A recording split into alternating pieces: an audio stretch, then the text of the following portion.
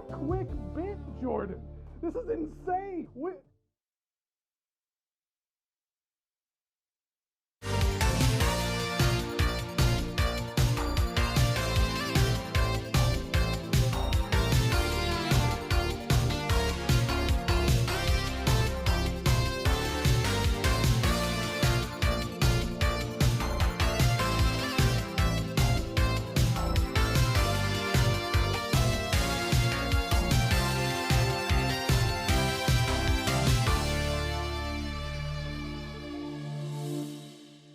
That's right, we're all topsy-turvy here today. It's Thursday, and it is SPL day, because we've got a tiebreaker for you, and it's an important one. It determines seedings moving into playoffs, and as you remember, we left off on Sunday with a tied matchup between the Hounds and the Styx Ferrymen.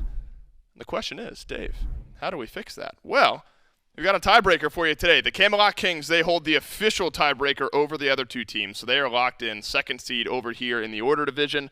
The Styx Ferrymen and the Eldritch Hounds tied in win-loss, tied in their head-to-head against one another. Mm-hmm. They both beat one another, and tied in their overall plus-minus of matches throughout the phase at +1. They each won one more match than they lost throughout the year. And so what's our tiebreaker? It's a best-of-1 head-to-head between the Styx Ferrymen and the Eldritch Hounds. The bracket as it stands, without knowing where the Styx Ferrymen or the Eldritch Hounds slot in, is this right here. And so one of the two teams will head their way up top, face the Gilded Gladiators. They'd be on the Atlantis Leviathan side of the bracket. On the flip side of things would be the Jade Dragon side of the bracket. Of course, the Oni Warriors and the Highland Ravens have already qualified out of both of or qualified out of this playoff tournaments, and they're awaiting the seeding of these teams later on at Masters. So it is just the other 4 SPL squads, and then 2 more after today. Gilded Gladiators and Jade Dragons await, depending on the outcome of this matchup. So Myth, Styx Ferrymen, Eldritch Hounds, these are two teams that have matched up a couple of times throughout the phase anyway. They both took 2-0 sets off one another. They are intertwined in destiny, it feels like. Are you considering this a coin flip of a matchup? Yeah, especially in a best-of-1. It's just whoever has a better day, whoever just shows up feeling a little bit better. Both these teams start off the year a little bit slow, have since then picked up their pace, both on a bit of a heater recently. It's just going to come down to day of, man. Miff, I want you to talk to me about the minute interactions that we've seen amongst the team members of the Eldritch Hounds here. This is a team that started off, rough, maybe lower expectations at the beginning of the phase. If you could break down on a week-by-week basis how you've seen this Eldritch Hounds team grow, change, and how do you think that growth has formed them into the team that they are today? I can't do that. But what I can do and hope for is call for picks and bans and beg that production is on my side here today. And they are, Dave. They are. Unlucky. We'll go into picks and bans for game 1 of 1 between the Eldritch Hounds and the Styx Ferrymen. Remember, this one, just a tiebreaker. Whoever wins be on one side of the bracket. The loser will end up over on the other side of the bracket. Both teams going to playoffs nonetheless. But you are looking at the difference between playing the Gilded Gladiators right off the start versus the Jade Dragons into the Camelot Kings, right? So it's Gladiators into Leviathans versus Jade Dragons into Camelot Kings. If we're purely looking at who you'd want in that first round, I would assume you'd prefer to take the Gilded Gladiators as your first opponent. Destiny is in the hands of both of these teams to make that decision. Yamoja, Guan Yu, both banned away. Healers off the table. To begin, Hell follows suit here, Miff. We've kind of reached the point now where healers just getting banned out. Otherwise, we're probably seeing a few healers in each game. Yeah, I mean, it's a very strong healing meta right now. With the out-of-combat healing changes essentially being removed, there is no longer an out-of-combat healing nerf. It means that longer team fights, sustain-based team fights, wars of attrition, tend to go to the side that just drafted a bit more for sustain. So no surprise to me that that meta has gone unchanged here. What is surprising, or what I would have said was surprising, that it's Marty making his way through. Instead, it's the Ferrymen with their last ban who decided to take this one away. There's still a couple priority picks still available, namely that Horus. I'm really excited to see where that one lands. And the Serqet. Almost forgot about her. One of the, if not the best jungler in the game right now. Immense pressure, great rotation ability, great pick potential, but also, and something people don't bring up enough, one of the fastest clearers in Smite. I know we love saying Bakasura farms the jungle faster than everybody else. I'm pretty sure Serqet can keep pace. Yeah, Serqet can keep pace. Serqet does keep pace, and I think it's a great look to start off this draft for Oathhh, who's been a hyper carry at times for this Eldritch Hounds team. And going to battle with Cyno on the other side, you got to bring your best, and Serqet, I think, could be the best for Oathhh at the time right now. Hercules, Horus, that'd be quite a front line, one of the more sought-after front lines individually. You'd love either of them for solo lane. Really, Hercules for solo, maybe Horus in either solo or support. But you get them both, Myth. I think you're feeling great to start off this draft with the Ferrymen. Yeah, very strong front line immediately. Some flex potential, as you already highlight. If I had my choice, it would be Hercules in solo lane, Horus for support. Just feels like Hercules holds his own a little bit better, and Horus can get active on the map a bit sooner out of that support role. So the Ferrymen now have to look towards their damage dealers. Front line no longer concerned. The Eldritch Hounds, on the other hand, I love their draft. I'm a massive Nox fan right now. I love what she brings to every composition. That lockdown, the denial of Magi's. Feels like if you're building Magi's in a Nox, you're just getting no value. She could just tap you with the silence, and it's immediately gone. And then the Merlin is objective burn as well. I mean, this is a very strong top 3 from both sides. And just as a reminder, this match was played earlier on this week, and so we're just getting a zoom in on these two teams and getting our glimpse at exactly who won this tiebreaker matchup. So it'll just be us here in studio here today. Ram Hachiman banned away by the Styx Ferrymen. So that'll take a slight shot over at VaporishCoast, but if he wants to play Heimdall, he's just going to end up playing Heimdall. So we'll see what ends up breaking down in the draft a bit later on. On the flip side, Osiris gets taken away, but not the Naja. 6 games played, 67% win rate. And I think one of Cyno's better looks. It is. It's one of his most consistent. When he wasn't playing any Assassins, we were occasionally graced by a Naja game. Now he's added some more Assassins to the repertoire, but certainly hasn't removed that Naja. Has great mobility, very good chase down potential, will put massive threat onto enemy CC immunity, ultimate, beads, whatever it will be. But the concern with Naja is what's the follow-up, and looking at this Ferryman draft, we haven't seen the mid laner just yet. That is generally where you find it. Otherwise, there's follow-up CC, not a whole lot of consistent damage. Serqet then opens the door to the Thor, which is something we've seen Ducky play out of solo in days of past. Anvil of Dawn, good initiation. The Bruiser tank style build, something that works with the Thor anyway, as well as the Cern.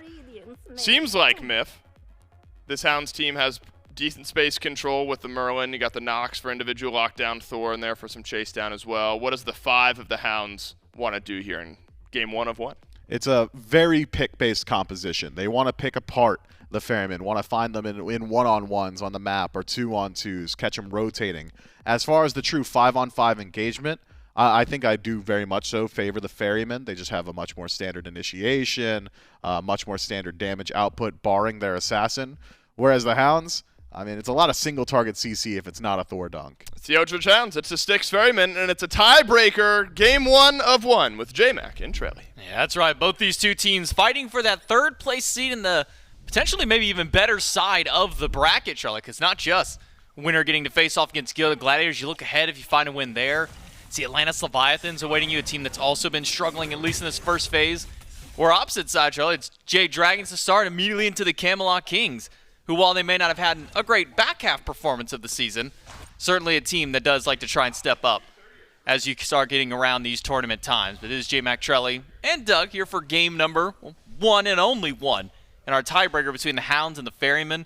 And maybe kind of piggybacking off there, it really does feel like this is a competition for the Hounds that wants to get active early, wants to find those quick picks, but it might just be a quick pick back. No shot. As Cyno lands the sash onto Oathhh, can't get out of range from the beads. And it's first blood for the Ferrymen. Wow, that is, I mean, I hate to say it, but that is all luck. Paul got the right roll on his first ability, and Oathhh deathbaned into the silence. If his one got a slow, or the protections, or even the movement speed, Oathhh is fine. But because his deathbane gets silenced out by Paul, and maybe Paul's got one more shot at getting a kill, and he does! It's It's disastrous. Paul gets a second kill. Cyno gets credit for the first. They both grab an assist. And again, that's all because of the aggression and the complete luck of Baba Yaga's first ability. If Oathhh doesn't deathbend into that silence, there's no first blood. You have the Serqet pressure, and BennyQ doesn't go down as well. Paul's rolling a loaded dice here for the Styx Ferrymen as he comes up massive for the first 2 kills of the game. For the Styx Ferrymen to catapult their lead to start this one out. 1,000 gold up already for the Styx Ferrymen, just a minute and a half into the game. Well, now you got a death onto Oathhh, a death onto BennyQ. Not the optimal start that you want here in your tiebreaker game, Trelly. No, and I'm going to be honest, a lot of what the Eldritch Hounds want to do crumbles from behind. Like, Ducky loses so much value when Paul and Cyno are ahead. The whole benefit of this Thor solo is, hey, I'm going to rotate out early, I'm going to be ahead, and I'll be able to one-shot these squishier characters. Paul's just going to have Prophetic Cloak by the time Ducky wants to try and rotate the Anvil of Dawn, and Cyno already showed that he wants to put some pressure over in solo lane. There was one attempted gank over onto this Thor, and I assume many more to come. It's already looking real solid here for the Styx Ferrymen. What a start to the early game. Well, let's try to get active up against Cyno, even using all of his abilities to close in this gap. He's going to need some help from Ducky to show up. Sash is good. Wall nearly takes out Cyno, and the taunt there from Oathhh to get the follow-up kill. Now 1 pick for the Eldritch Hounds to try and fight back into this one. And Ducky actually forced away from his blue. Oathhh might just give up the blue on his side of the map, instead go for an invade because Baskin is going to gatekeep this buff. Yeah, Baskin's here, but there is some good burst potential from Ducky. It's going to have to be a driving strike, and it looks like Ducky didn't time it right, and that's going to be an easy invade. Oh, it's got CC, though. Is Baskin in danger of dying? There is a Berserker's Barrage, but no double tap, which tells me Baskin's not too frightened at the moment. Yeah, Baskin will get that driving strike back up, get himself to safety, so blue stolen by Baskin on one side, but a blue steal for Oathhh on the top side of the map. So Baskin won't be too concerned about that one, getting the 1-for-1 trade there. And now at the Styx Ferrymen, a lead for Cyno, a lead for Paul, and maybe the most dangerous part is that lead for Cyno on the Najah. Because it feels like when Najah falls behind, almost feels useless. You get a set of beads thrown away from you, Magi's. This makes it really hard to get in there, but Najah with a lead feels like it can be an oppressive pick there for the jungle. Yeah, I'd be worried about Paul's lead as well. I mean, this Baba Yaga has been such an impact pick for him. You know, you can play extremely safe. You still do incredible damage. You can build sort of hybrid with that cloak. Just means you're going to be such a hard target to try and gank as the game continues. And I'm thinking, that's got to be way in the back of Oathh's mind. You know, that's going to be a threat. I need to get to the back line. I'm usually a hard carry for this team, and Serqet is going to be, you know, do a lot less damage with a start like this. But he didn't stop the aggression. He was able to find that pick onto Cyno, which helps out. He's trying to finish that Transcendence and get those stacks rolling. But as you said, Cyno's got Wind Fire Wheels. Doesn't have any immediate targets without beads except for the tanks, which it looks like Cyno's not trying to go for. I don't imagine taking up Quig underneath his own tower is going to net anything anytime soon. Maybe just more pressure over towards solo lane. That has been the call. I mean, Ducky doesn't have beats. He's got that teleport, so could be in some trouble if Cyno is ever able to catch a sash into a Windfire Wheels. It's just all about how much follow-up is there. Baskin doesn't have an ultimate. That tells me probably not looking to go for any ganks over on solo for now. I mean, even just looking at maybe the builds, Trelly, between Oathhh and Cyno. Oathhh going for Transcendence, a little bit of a slower early start. Got to get those stacks online to really get that power of benefit. Meanwhile, Cyno going for a Jotun's Wrath. Feels like to me with at least that start by Cyno that he wants to get active, get a little bit earlier on in the game and try and find those fast picks. Oh, yeah. For the Styx Ferrymen. Where will he go to next is the question. Solo lane is where he's hovering for a potential blue invade once more. Baskin does have ultimate, so could go for a solo steal, but instead, Baskin and Cyno, they're going to head over for the cooldown buff, work on their own buff instead. They will grab it. There was a little bit of contention, but it didn't seem like Ducky wants to get aggressive. Again, he's actually going for the Transcendence as well, and this is going to be more of a tanky Thor build. So Cyno should be hanging around solo lane for a bit at least, right? It's not going to be very difficult to try and find a kill with that ultimate as long as Ducky's using the hammer to clear the wave. Just one sash would really be all it takes. The issue is, how long are you going to sit in that lane, and are you going to give up your lead to Oathhh in doing so? And I guess Cyno says, yeah, not worth it for now. I'm just going to go get farm, probably into like a breastplate of regrowth next. That's usually the call for these Najah jungles. And to to talk about the starts, you're right. The Transcendence tells me Oathhh says, hey, I've got good damage anyways. I am playing for late game. I want to get those stacks online. But I do like the Jotun's Rush. It tells me, 1, you're trying to get aggressive. 2, you want to fire off as many ults as possible. Considering that start, Cyno hasn't really gotten active. He hasn't used that ultimate quite yet. So I do want to see him make use out of this cooldown, right? There's a reason that you prioritized it instead of the Transcendence and say, hey, I'm going to do a little bit more damage early. I've got extra CDR. Sure, it's going to fall off late game, but I'm trying to get active now. That's what that build says. Well, let's see where Cyno decides to get active as far as lanes are concerned. Baskin now stuck between the tower and a wall. Oathhh is here. Baskin gets taunted back, thrown under the tier 1 tower, but gets a push right back onto Oathhh. Cyno. But now Cyno is on the way. A dash in by Oathhh into the sky for Ducky. Cyno will stop Oathhh in place, get the beads, and the Thor dunk. Where's it going to be? Cyno doesn't get anything with that ultimate this time through. It's a quick pick out for the Eldritch Hounds, and no blood shed on the right side. Wow, I was looking at that diamond there for Baskin that whole fight. His ultimate just now comes available. Would have been an easy kill onto Oathhh if he was able to find the boulder, and of course, Ducky could have been in some trouble as well. But unfortunately, when you use that excavate for clear or for CC immunity, you're not going to have it to confirm those kills. And Cyno just was not able to connect with the Windfire wheels. At the very least, you get beads off of Oathhh, and now Quig taking a little bit of damage here. It looks like Aror's just going to ult out. I don't see too much reason to try and fight unless BennyQ can go for the chase down. Does Benny have the flicker? He does. Goes in, but just misses out on the damage in that arcane form. So BennyQ will now have to rotate his way back on out. Could start up the Gold Fury, but maybe took a little too much damage. Has Coast and Quig from their last engagement with Aror and Cyclone. So instead, BennyQ just back to the farm game alongside Oathhh. I haven't seen much from Benny outside of the initial first blood that happened in lane. It's been very quiet in the mid lane for both Benny and Paul. I mean, that's just what that's your role, essentially. If you go down early and you're up against a threat like Baba Yaga, you have to be like, guys, I'm staying in lane. Like, if I just miss one wave, the damage difference is going to be astronomical. Oathhh is taken up into the sky. Where's the follow-up's the question. Paul on landing is too far away. Cyno is out in no man's land. The Eldritch Hounds give themselves a turnaround, but it's a 1-for-1 trade as Quig has stepped too far forward, and Styx Ferrymen find a pick on the support. Now find it, and now purple buff being taken away. Coast wants to try and go for a steal, but it looks like Aurora is going to attempt to body block the Bramble Blast, which should be enough to confirm this one, and it is.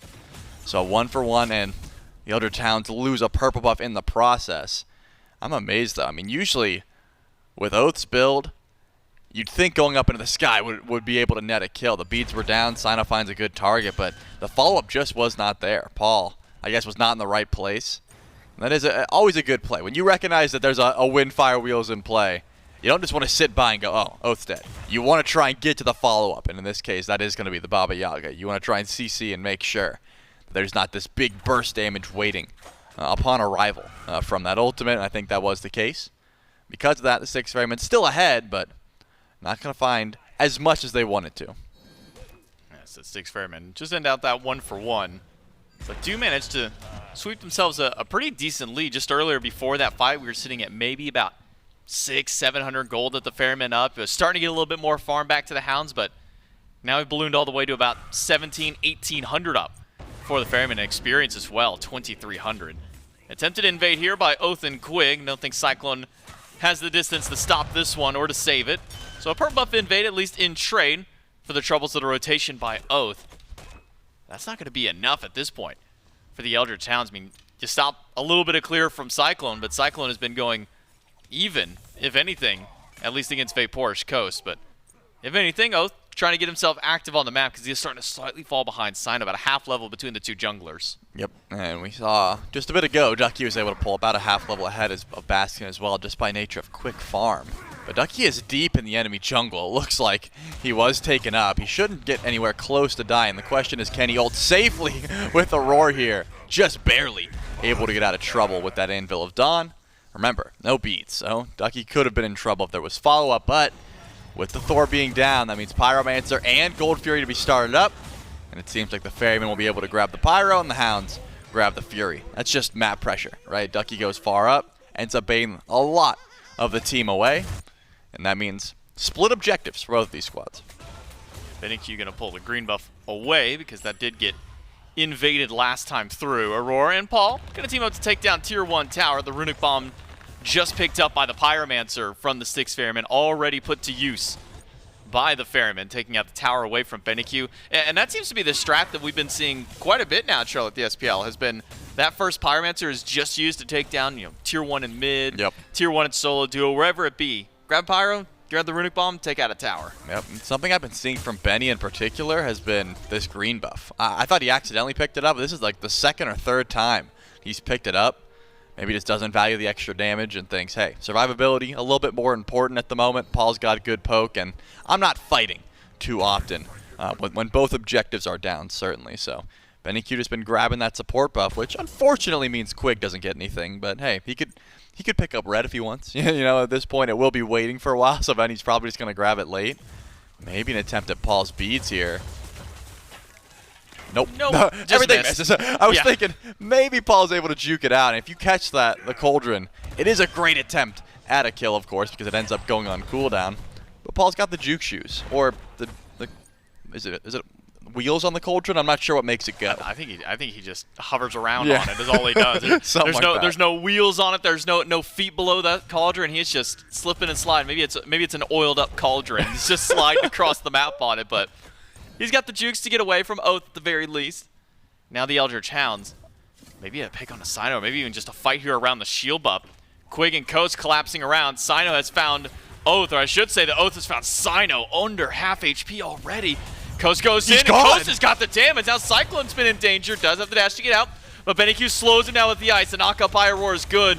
With Paul on the way, though, you got to respect the damage of this Bobby Yaga. Paul is doing so much. Uses the blast off to reposition, but doesn't have a mana for the ultimate this time through. Taunted by Oathhh. The Aegis is there and just gets enough at the tail end of it. Throws down the firebolts. He'll take down Oathhh. And maybe enough damage to help follow up on a Quig. A dash in by Aror, and with Baskin on the way, the Styx Ferrymen are charging into the backline. Ducky misses the ult as Baskin takes out Quig. Wow, that is an absolute crime. That not only is Paul able to live there, but he gets enough mana for the ultimate and is able to help turn that fight.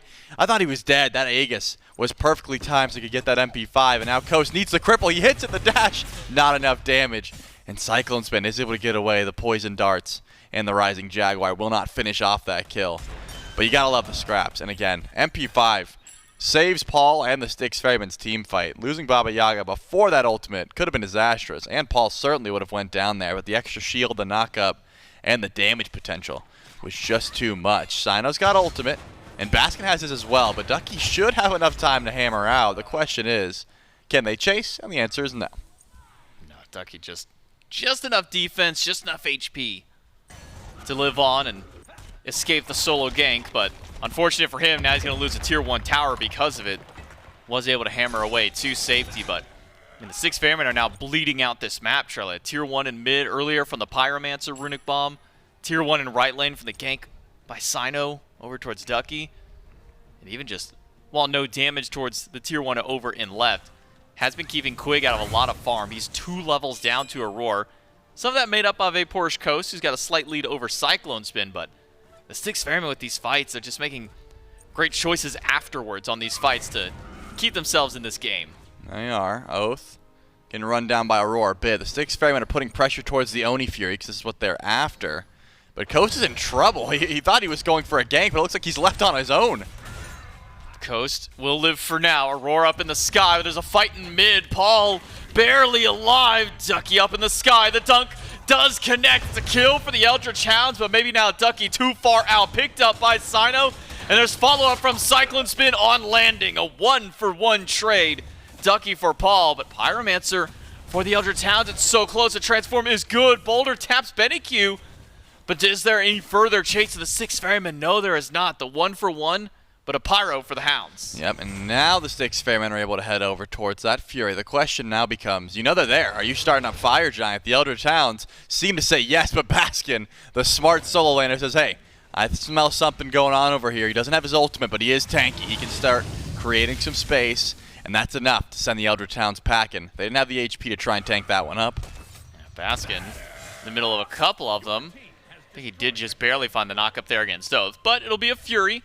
Oni Fury now for the Styx Ferrymen, as even though they lose out in the Pyromancer trade out there, at least making it a neutral objective tie there between the two teams. Styx Ferrymen continue to put some pressure over in the left lane, sending a minion wave in, dropping the Bastions, get a little bit of extra gold in pocket. And Styx Ferrymen, that's where their lead mostly resides, is in the gold. It's about 2,000 up for the Ferrymen, as XP pretty much even across the board. A couple level disparities. That's mostly at this point just with Oathhh and Quig. Meanwhile, Coast and Ducky making up for it on the opposite sides. And now, no objectives to be done. It's probably just chilling. I mean, the other town sort of looked at Ford's Fire Giant, but again, they were trying to sneak that, and Baskin knew it was coming, was able to step up and just stop it by face checking. But relics have been the name of the game here. Cyno has been creating space and also, unfortunately, been dying for his troubles. That is sort of the curse of Nahaja when you're going full damage. You may have a kill, you may be able to find follow-up, but when you land, you're probably landing from that ultimate in a good bit of follow-up damage as well, usually from BennyQ or from VaporishCoast. The Styx Ferrymen certainly still in the driver's seat here in this game. With their goal lead, they've been showing up first to objectives, been able to find their fights. I think Ducky is going for a more hybrid style build. He does have lots of damage with that Glad Shield into the Stone of Binding. It's going to mean he's going to be a bit tankier, so won't just be getting deleted after his ultimates the way that Cyno would in this case. You've got an assassin that's going to be initiating for you, but Thor should have a little bit more. He's a little bit more slippery. If he's got his beads, he can hammer out, that sort of thing. But Oathhh setting up for a possible gank towards Aror. He's going to ult out immediately. Can he get out, though? No, he cannot. Wow. That's a lot of damage. One crit will do it. A big burst there from Oathhh. That passive crit from his ultimate coming in big. A couple landing maybe with that Deathbane, a follow-up auto after. And now Oathhh, 2, 2, and 3 on the Serqet. A rough start to the early game, but has now been able to make up for some of those woes. The Styx Ferrymen, though, a push onto Oathhh, gets his beads. Cyno a little early on the sash to try and find Oathhh there. An ultimate by Quig into the backline as well. Quig gonna lose out on his bubble. It's a good push from Baskin to get there, but now it's 5 versus 3. Oathhh goes in on top of Baskin, rooted in place. A lot of damage too. That boulder does so much back in return. Oathhh is forced out of the fight, but Baskin sent to the grayscale, and now it's on the Paul. He's got to cancel his ultimate to try and get out. It's a dunk in the backline by Ducky, but it gets Aegis out. Just barely able to get the trade out there under. It's a 2 for 2 at the end of the day, but with a roar back, the Styx Ferrymen may just charge forward. They will. Doesn't seem like the Hounds are going to stick around and find out who wins this 3v3. Beautiful engage there. I mean, Paul almost makes it out, but that's been the call so much where Ducky says, all right, I'm going to the back line, I'm going to pull some relics and confirm that kill. Unfortunately, dies for his troubles, but I think killing the Baba Yaga and pulling an Aegis still definitely worth it, as well as giving that kill over to Cyno. But again, Gold Fury and Pyromancer will be coming up shortly. That means it's time for these teams to set up, try and get some ward vision down, and wait for their teammates to respawn. Paul, Benny, and Ducky all touch down at essentially the same time, so it's back to being a 5v5. But Gold Fury is still valuable here. Both of these ADCs have enough damage to where if you know that the entirety of the enemy team is pulling a Gold Fury, that Fire Giant could be contested. That's why you never want to be too far away. But with Aror having to the skies available, you can get across the map pretty much in an instant with that Horus ultimate, so you gotta watch out and make sure that the vision is ready. And the other towns do know that this Pyromancer is being done. They've got the ward coverage there, but it doesn't seem like anyone besides Ducky's gonna step forward for it, and Ducky might be too late to even go for a steal. Pyromancer down to a quarter. Ducky can try and go for one, but just a hair late to try and take this one away. Styx Ferrymen, they'll pick up their second Pyromancer of the game. Gold Fury is still active on the map. Baskin immediately rotating over to the left side to try and deal with that. A CycloneSpin under his tier 1 tower, and actually VaporishCoast just went back to base. This could be an opportunity for the Ferrymen to pull the objective, but now it's Cyclone heading back as well. It seems it's going to come up null and void. The Styx Ferrymen will just take the Pyromancer this time through. Yep, free objective. Don't see a problem with that one. Now it's up to both teams to try and find some engage. Aror had the flank as Baskin was looking to pull a Magi's bubble off of Quig and gets it done. So now your engage is a little bit easier, but it's not the Gold Fury the Ferrymen are after. They are heavily postured towards the right side of the map. That tells me Fire Giant is certainly on their minds. With CycloneSpin finishing up the dominance, they've got some good DPS, but it looks like they're not going for it yet. In fact, both their carries on the left side of the map now, so pretty split and it's Coast and Oathhh who know where Cyno is and is trying to find an isolated fight in the jungle. This is where Serqet excels. I like this play from Oathhh. That 1v1 versus Naja certainly should be going in his favor, unless, of course, the rest of the Ferrymen show up to play, and it looks like that's what they've done. They're all grouping up towards Fire Giant once again, so Oathhh has to get out of the enemy jungle. Yeah, definitely going to have to be maybe even the solo agent for his team to try and get to the back line, try and deal with Paul or Cyclone if possible, but I mean, Paul going for this prophetic cloak build makes him so tanky, makes it difficult for even Oathhh to try and fight into this one, try and find that quick pick, but pulling a relic maybe will be at least ideal for Oathhh up against Paul, because the relic used by Paul this game has been immaculate.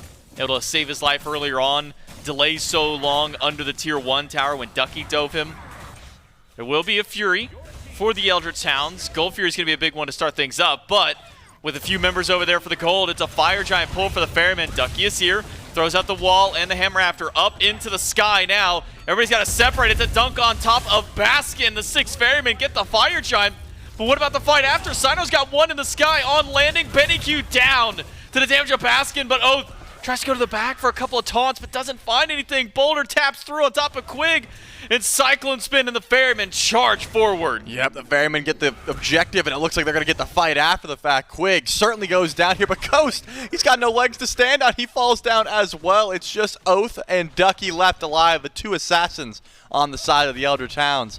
But the Styx Ferrymen do not care about minions. Ducky can clear them all he wants. The tier 2 tower is going to be the first thing that drops because of this objective. And this right side bird is looking pretty dead as well.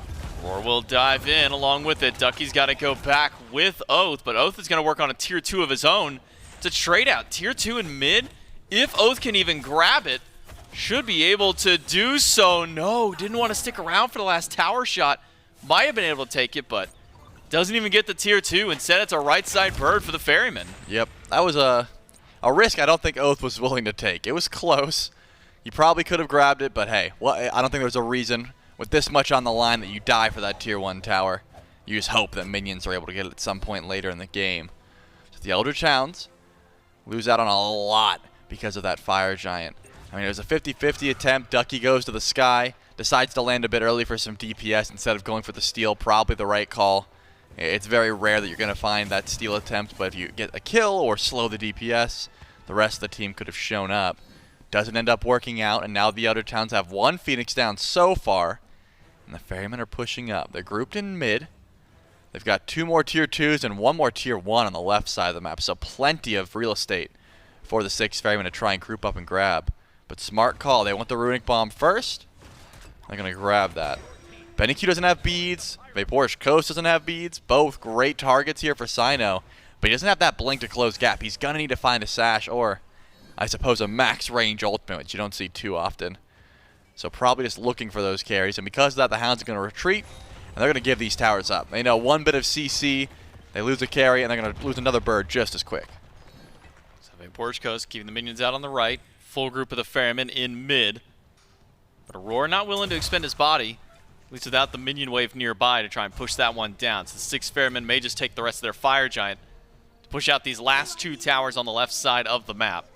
Fury not going to be up for about another minute or so, so it might be their final exiting prize after taking the towers, and that's if they even go for them. Taking a while to start getting down this lane, but without the minion wave there, would take a little bit longer to push through there. 6 Ferrymen knock a tier 1 tower down, and tier 2 should be right after. Yep, tier 2 should be free. Not a big deal. The Eldritch Hounds will step up, even without Fire Giant. I don't think they're in a map state-wise to try and step up for this tower. They're going for a sort of half defense with Oathhh on the right side of the map. Doesn't seem like the smart call. And Aror going to the sky, probably just to peel out. I don't imagine this is a fight that they really want to take. They went mid. Wait, nope, they did go mid, but I don't think they got any minions with them this time. The Hound's able to clear those ones out, or at least pull them away from it. Quig picked up, but there's a wall blocking his pull back, so we'll be safe under the Phoenix. But all towers now stripped off the map, and a Phoenix on the right side still down for a little over a minute for the Styx Ferrymen. But Fire Giant up in 25 shouldn't be too difficult for the Eldritch Hounds to maybe step up and defend. And would you rather see them kind of step up for this Fire Giant defense, Trelly? Yeah, I think that it's a a certain possibility. You have one thing to weigh, and it's, are you worried about EFG? And if that's the case, then you can just stay back. But you're right. That right side Phoenix is very close to Fire Giant. It'd be relatively easy just to clear out those minions and go for a steal attempt. I think Ducky is relatively safe to go for an attempt as well if he just wants the Anvil of Dawn in. So the Eldritch Hounds certainly can, but BennyQ is trying his best to juke the Sash, can't find it, and has to beat so early on, but now Cyno's taking some big damage back. Cyno uses this Aegis, gets hit by the ult by Quig, but Quig shoved against the wall, and Darkest of Nights is out. Where's the Thor dunk coming in from Ducky? Oathhh gets stunned out in the back line and can't find the pick. It's Cyclone batting away on his HP bar, but Ducky doesn't have ult to try and get in at this point. He's still waiting for that cooldown that only just now comes back up. Styx Ferrymen, they take a fight and they win it. They certainly do, and that Fire Giant no longer should be contested here by the Eldritch Hounds. With Oathhh gone and losing BennyQ's beads, probably not the best call, and I think that tends to be the case. The Styx Ferrymen will be able to get fire on all 5, but at the very least the Hounds' right side bird came up. They've got one more wave of fire minions to deal with that Ducky should be able to grab. It's about midway up the map currently. But the Eldritch Hounds have an option of pushing right away while Oathh's still gone for 15 seconds, and it looks like that's what they want to go for. To the Skies is still available as well, so Aror could just dive the whole team in, and it looks like that's his play. Yeah, we'll go up. Which He's going side left. is it? It seems he's heading over to the left side of the map. Duncan by Ducky actually stuns everybody right before the ult goes through, so it delays the potential push of the Phoenix. The Cyno's forced to ult away. Ducky was so close on making an even bigger impact, but it looked like that stun was just enough to take out the minions as well as keep everybody busy. Yep, and it looks like was able to pull the beads off of Paul, so he's going to be in a little bit more trouble. Cyno doesn't have relics for another minute or two, so he's in a little bit less safety as well. This Phoenix is still the target. The Styx Ferrymen are going after a delayed approach. That right side bird got weak, but no more fire minions means that it's not under threat unless someone walks over there. I'm surprised the Ferrymen are grouped here when that right side Phoenix is an auto attack from going down. Cyclone used the ultimate. That gives him the ranged autos to take down that bird. Didn't even need the minions this time through. Baskin taunted away. Paul up in the sky with his ultimate. Oathhh now without his beads for 170 seconds. And Paul unfazed by what Ducky, what BennyQ, what any of them have to do damage-wise as he continues to throw abilities right back at him. There was a lot of ults down though. Baskin is the only one who's got one available at the moment, but Cyno still does have that ultimate to try and engage. That's for the Ferrymen. Of course, the Eldritch Hounds have all their ults available except for Wild Hunt from the coast. And it looks like they're going to be attempting to keep this mid Phoenix alive. Finally, the Ferrymen realize, wait, that right side Phoenix is 2 autos away. Maybe we should try and grab that one first. So a split 3-2 push is the call. And I like these odds. Quig walks in, but it's Oathhh to the back line. Finds ult on a CycloneSpin, but Cyclone's going to turn it right back. Taunt through to stop Cyclone. Now Paul worried about what maybe Ducky could do because Paul doesn't have any relics for this one. Ducky, though, is not going to land in the middle of the fight. Instead, it'll be right back with the rest of his team. Mid-Phoenix defended, but at the cost of the side lane birds. Yep, 2 birds drop, and the Styx Ferrymen, instead of retreating, once again step forward. They've only got 40 seconds left on Fire Giant. Once again, Aror does have ultimate. Is the call to go in for the end, or just to walk in slowly for this Phoenix? Looks like Baskin is going to be the first one to walk up. He gets stunned, takes some good damage, but he's got Driving Strike to get him out of trouble. It's not going to be easy to walk up into a 5v5, so the Ferrymen are going to play this one slow and try and let some of these fire minions go in. Aror channeling ultimate. Where will the crash down be? It's right along with Baskin. He brings Paul alongside in the house. The mid lane Phoenix stands no more. The Styx Ferrymen knock down the last of the 3, and the Eldritch Hounds can only watch as the Styx Ferrymen now go for the retreat call to set up for next fire. Yep, and now the Hounds have a difficult decision to make. Do they sit in their Titan and just wait for EFG and try and defend? Or do they group up in the jungle, take the fight to the Ferrymen, and try and grab this enhanced Fire Giant for themselves? So far, pushing out into the jungle seems to be their play, but remember, there's no Fire Giant available, right? They're not grouping up just yet. The Ferrymen are going back to base because they know, hey, no one's clearing those waves that are on Titan right now. I'm going to assume the Hounds are not sitting in base. There's no reason for us to group up just yet. But the Hounds are going to go for the aggressive play. And they're going to step forward. They realize their Titan is literally dying, and they're going to go back to base. The Eldritch Hounds now defending their Titan. All 3 Phoenixes, fire minions in every single lane. Now the Styx Ferrymen can step up. Relatively uncontested at this fire. I don't imagine anybody from the Hounds goes in to try and stop this, unless you get maybe a stray ultimate from Ducky to try and dunk down through. Fire spawning in just under 5 seconds. Styx Ferrymen will get the enhanced Fire Giant this time through. With their damage output, shouldn't take them too long to drop this one out. Cyno will take it up, but now it comes down to the defense of the Hounds. And with the base broken open like this, Charlie, with Titan already at half HP, is this even a defense the Hounds take inside their bases? This one they maybe have to try and pull before the Ferrymen even get there. Well, the question becomes, is Aror just going to ult the team in? Now, are they going to go for the end, or are they going to play this slow and let Baskin try and find a pull? If they're playing it slow, then yeah, the Hounds can just sit back. They don't have to do anything. If the Ferrymen just ult the whole squad in, they're going to be forced to take a 5v5 underneath that Titan, and the question then becomes, how much burn do the Styx Ferrymen have underneath that Titan? But the left side Phoenix is coming up, so I guess the Styx Ferrymen are going to take their time. They're not going to ult in. They're going to play it slow. They've got this lead that they've built up for themselves, and there's no reason to jump the gun and try and rush in. But that Titan's looking relatively weak, J-Mac. The Ferrymen are just sieging forward. Oathh's been forced to head back to base inside the jungle. Aurora under half HP. Ducky to the sky, but Quig is already gone. The Titan's health bar is just melting. Paul finds a pick on a VaporishCoast, and the firebolts will deal the final shot of damage. And it's the Styx Ferrymen who win the tiebreaker, and they'll take 3rd place in their division. And I can't help but think, of course the Styx Ferrymen played objectives so well. They were able to force their late game fights as well as they could, but this looked real rough from minute 1. Just when the double kill happens, when Paul gets the lucky roll on the silence. BennyQ dies shortly after. You give a kill to Cyno, you give a kill to Paul, that Baba Yaga becomes a huge threat. Didn't seem like the Hounds were able to really correct from that. Of course, Oathhh found some kills. It wasn't like Ducky wasn't able to eventually kill Paul, but that early momentum just never stopped. Yeah, I mean, when you go down for both of your players in the mid in the early 2v2, pre-minute 1, sometimes hard to fight back. There were moments for the Hounds who were at least able to keep things even. Yep. But unfortunately weren't able to break things back through. The Styx Ferrymen, they win their best of 1. They win the tiebreaker. They get 3rd seed. That's it for me and Charlie. We'll throw it to the desk to break it down. So the Styx Ferrymen, they improved their standings going into the playoffs just a bit here. And maybe in their own minds improved their side of the bracket a little bit. Myth, the dynamics of a best of 1, oh so different from a best of 3, which are different from a best of 5. You get 1 shot at it. Different from a best of 7 even. And you know what? Was it best of 9? Is it just every 2 after that? I guess that's how it works. What happens here in game 1, Myth? What gives the Styx Ferrymen their advantage? Yeah, the Hounds come into game 1, come into this entire set with a pick-based composition. And when you fall as heavily as they did in the early game, your ability to find those picks is largely mitigated. It doesn't matter how strong your single target lockdown is if you can't kill a single target. And we'd even seen that a few times throughout the early game, Dave. The casters do a great job breaking down that initial 2v2 that goes super south for the Hounds. But afterward, Oathhh tries to get involved over towards Soul Lane, wants to shut down Baskin. If he were even or ahead, would have gone perfectly, but because he was so far behind from that start, Baskin simply ignores him, even having been tossed into the enemy tower, while simultaneously taking a Serqet ultimate.